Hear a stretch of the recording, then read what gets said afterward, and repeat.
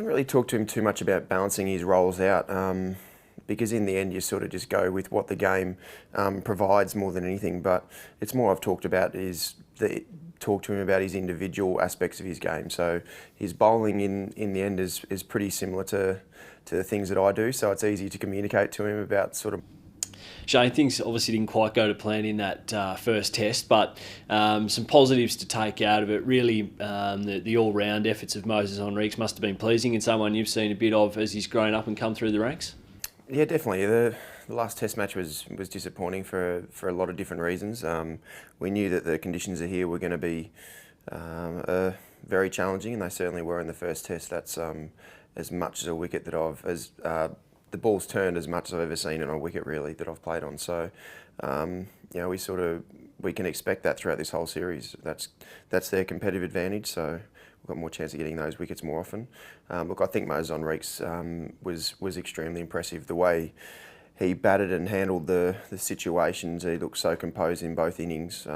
Looked like he'd played 50 tests or 60, 100 tests. The way he actually just held together the innings so well. So I think that's a really exciting thing for Australian cricket moving forward with the big series that are here and that are coming up now as well.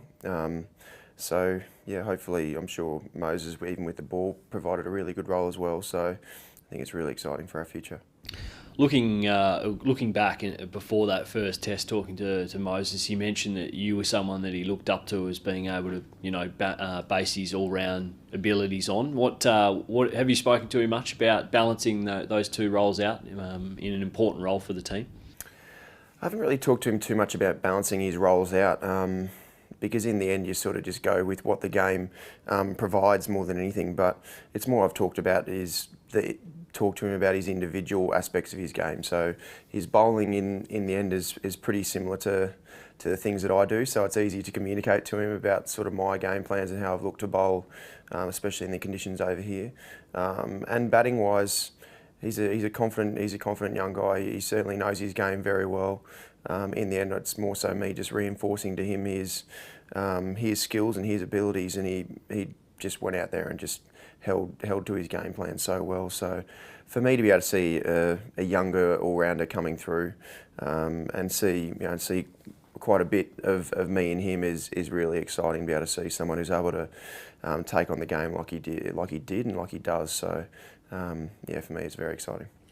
First test for you, not having a bowl in a little while. Was it hard watching on having another all-rounder there taking up the challenge?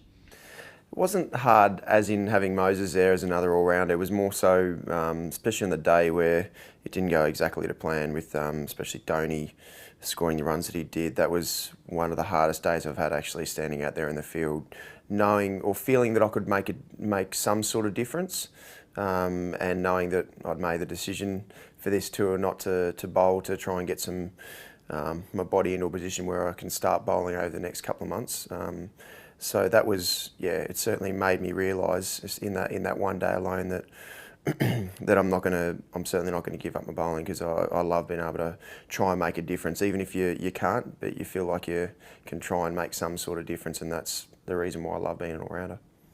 You talked about that last sort of session on day 3 there where Dhoni really got away from us. What did you take out of that? Did you just think that anybody bowling to Dhoni in that sort of form wasn't going to be able to bring the game back in our favour, or that we probably didn't quite hit our lines and lengths as we could?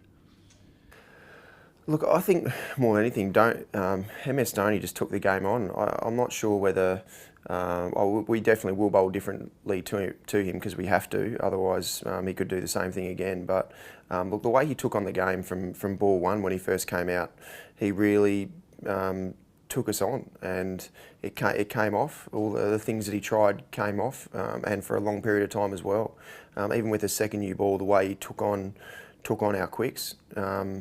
Showed some serious courage, because they were still about 100 runs behind our first innings total as well. So if that went not so good, playing some big shots, then we would have been more in control of the game. So look, I just thought it showed a lot of character, a lot of strength and courage to be able to come out there and take us on.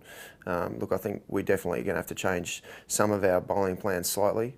I think also the Hyderabad wicket will have a little bit more pace and bounce, which suits us a little bit more with our plans that we have to him. So yeah, hopefully we can just execute those skills a little bit more, and he tries to take on the game again and provides a few opportunities for us.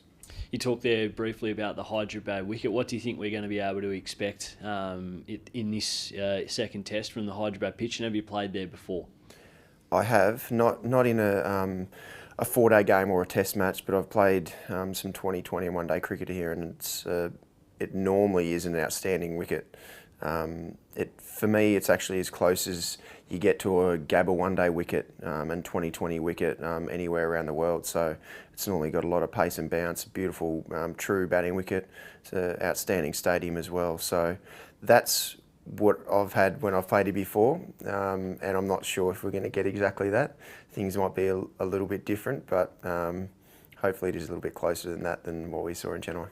Just finally, Shane Warne came down and spoke to both the spin bowlers after the first test, and also talked to the batters. What did he have to say, and did you find some valuable insights from Shane? Yeah, look, anytime you get a chance to talk to Shane Warne is an amazing opportunity for anyone. I've been lucky to have played quite a lot of cricket with Warney and be around him, and look, his knowledge on the game and how he views the game is as good as I think anyone that's ever played the game. His perspective on ways to be able to try and get guys out, but also how to try and take, as a batsman, how to try and take the game on. I think the advice that he gave to all of us certainly will play a decent part in us just reaffirming what our plans are, and sticking strong to those plans, and just more so doing what we're doing better. Because I think majority of the guys showed great signs, both with bat and ball, and it's more so just sticking to your game plan and also just trying to do it better and get better at that. So look, Shane Warne, it is a privilege to be able to have him in and around our group to be able to talk to us, and I'm sure all the guys got a lot out of it.